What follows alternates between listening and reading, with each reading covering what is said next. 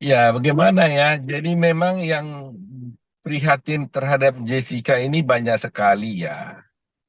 Jadi advokat juga ribuan itu eh, prihatin dan ikut membantu. Nah, kemarin itu juga kalau kita nggak ini nggak nggak kalau sempat diumumkan secara luas itu pasti lebih banyak lagi kan. Tapi teman-teman ini mengetahui ada rencana lapor langsung otomatis berinisiatif datang sana berinisiatif sendiri untuk hadir di sana. Jadi inilah satu bukti bahwa memang mereka itu sungguh menginginkan suatu suatu keadilan buat Jessica gitu. Jadi itu makanya mereka sampai rame-rame datang hanya untuk buat laporan. Dan saya tanya mereka, mereka akan tetap akan begitu katanya. Nanti kamu melaporkan yang lain juga akan begitu. Jadi karena itu, karena masyarakat sudah memberikan perhatian yang besar kepada kasus Jessica ini, bahkan di rapat DPR juga udah dibicarakan, ya kan, di Komisi 3. Ya saya pikir Kapolri harus memberikan perhatian yang serius juga mengenai ini, tidak bisa lagi membiarkan ini sebagai biasa saja gitu loh. Supaya hukum kita itu tegak lah gitu loh. Kita kan seperti saya katakan, kita tidak menyerang institusi, tapi berharap kalau ada oknum yang bersalah, ya tentunya diperbaiki lah, kan gitu. Terlalu mahal harga institusi kalau harus melindungi seorang oknum yang bersalah. Ya, jadi kita mulai perbaiki yang baik-baik. Makanya yang datang kan ke sana kan tertib semua ya. Saya dengar juga tertib, tidak ada ribut-ribut, cuma tertib. Ya profesional lah sebagai seorang lawyer gitu ya. Walaupun jumlahnya banyak, ratusan, tapi kan nggak ada yang bikin ribut. Tapi semua profesional. Nah kita harapkan juga kepolisian juga mencermati kasus ini secara profesional. Ya, jangan terjadi lagi kejadian-kejadian yang lalu. Ini kan kejadiannya ini kan karena adanya kejadian kejanggalan-kejanggalan, karena ada yang dugaan-dugaan penyimpangan yang dilakukan oleh penegak hukum kan. Nah, sekarang ini kita laporkan jangan lagi penegak hukum yang ada sekarang ikut-ikutan lagi untuk melanjutkan penyimpangan tersebut kan gitu kan. Nah, harapan saya tentunya penegak hukum yang sekarang, para penyidik nanti yang menangani kasus ini supaya lurus lah ya. Kita coba kembalikan marwah kehormatan hukum kita itu pada jalan yang benar gitu. Begitu tuh.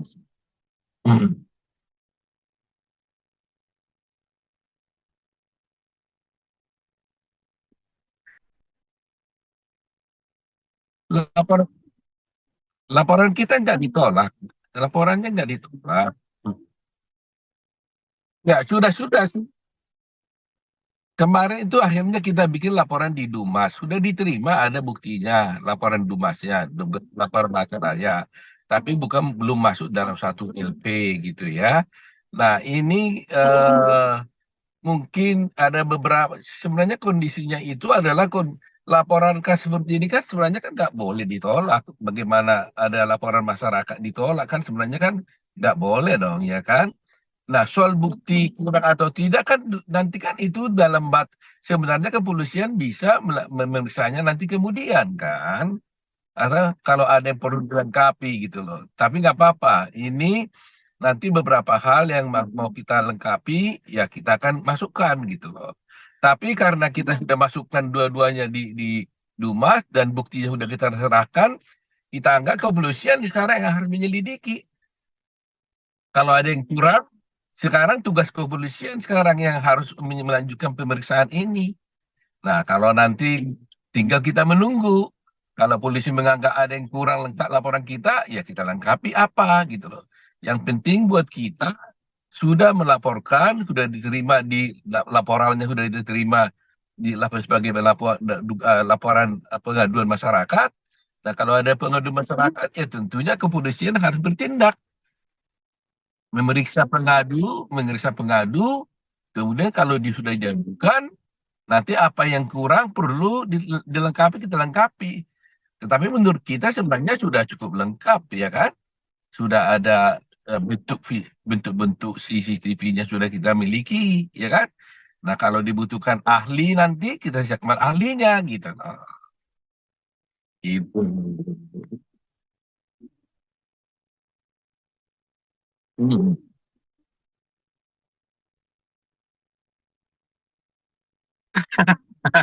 Kamu pintar banget nanyanya. Enggak lah, eh, ini kan persoalannya kan bukan persoalan pribadi kan. Ini kan gak ada urusan saya dengan Pak Edi kan. Ini urusan Jessica dengan dirinya, di mana dia diadili secara tidak adil gitu loh. Jadi nggak ada person, jadi nggak ada person di sini. Ini adalah urusannya Jessica dengan dirinya, di mana dia diperlakukan tidak adil. Ada pihak-pihak tertentu yang dianggap menyembunyikan barang bukti sehingga persidangannya itu menjadi cacat kan. Dan akhirnya gara-gara cacatnya itu dia jadi dihukum gitu loh. Nah itu yang ingin kita tegakkan gitu. Mm-mm.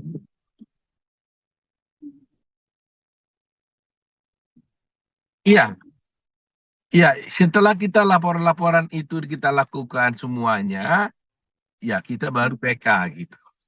Ya, PK kita lihat dulu situasinya kan. Kita kan ingin membongkar kasus ini kan.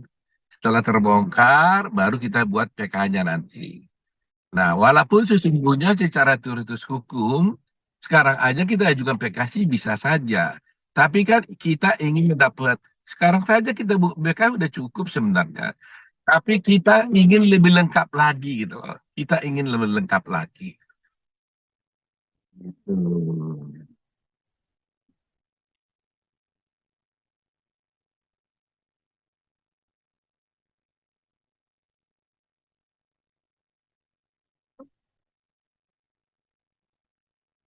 Ya mungkin mungkin kita tidak tidak apalah selesai pemilu lah kali ya supaya tenang gitu ya.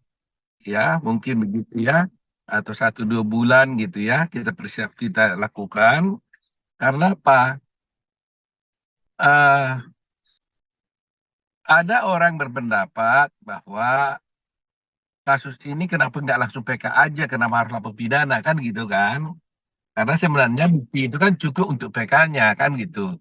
Tetapi kita ingin lebih gitu loh. Jadi tadi kalau kamu tanya berapa lama, ukuran saya sih mungkin mungkin 1 2 bulan lagi lah. Ya sampai karena bukti-bukti yang kita dapatkan itu kita harapkan 1 2 bulan ini kita sudah dapat gitu. Mudah-mudahan tidak ada halangan. Ya,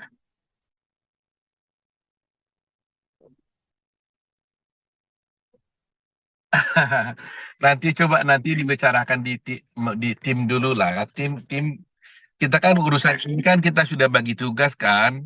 Ada urusan laporan di KY, ada yang urusan laporan di Mabes, ada urusan laporan di mengenai soal otopsi. Sudah bagi-bagi tugas. Nanti coba nanti dibicarakan, saya bisa bicarakan dulu dengan tim yang ada lah, ya. Apa sudah, ya. Ya.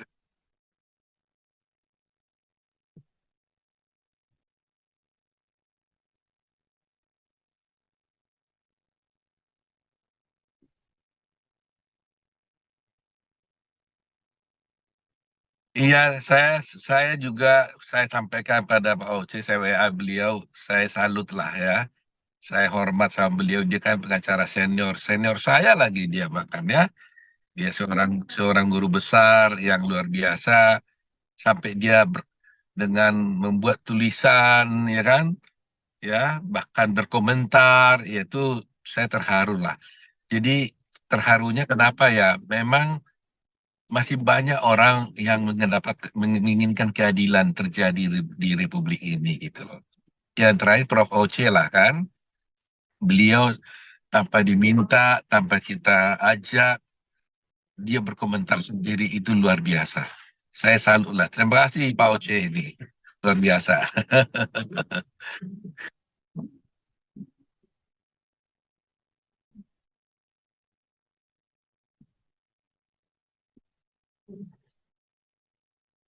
Iya, menurut saya itu salah. Salah dia untuk memutuskan itu. Karena bayang, tidak ada bukti, ya kan? Masa dia masa Jessica dihukum berdasarkan teori hukum? Kan semua kan kalau bicara pidana itu orang dihukum berdasarkan bukti, bukan pakai teori hukum. Teori hukum yang mereka gunakan kan indirect evidence kan, bukan bukti langsung, bukan bukti yang langsung. Indirect evidence itu boleh-boleh saja digunakan kalau didukung oleh bukti-bukti dan fakta hukum lainnya. Persesuaiannya harus jelas gitu loh. Ini coba bayangkan, otopsi aja tidak ada. Sebenarnya dengan otopsi tidak ada, kasusnya itu nggak boleh naik kepada kejaksaan, ke pengadilan maksud saya. Jadi seharusnya waktu dia ke polisi, ditahan polisi aja pun tanpa otopsi sudah berhenti. Ditahan kejaksaan juga sudah harusnya berhenti. Nah ini mereka bisa-bisanya sampai ke pengadilan. Dan bisa-bisanya pengadilan juga mengadili perkara yang tidak diotopsi gitu loh. Makanya saya katakan bahwa apakah nanti jadi pelajaran hukum kita di Fakultas Hukum itu ajaran kita jadi berubah bahwa meskipun tidak diotopsi bisa disidangkan. Ini kan apa yang saya ajarkan dan kita ajarkan di mahasiswa kita kan berantakan jadinya. Padahal dari prinsip hukum yang ada, no autopsy, no case, no autopsy, no crime. Jadi itu kan prinsip umum, ya kan? Gitu.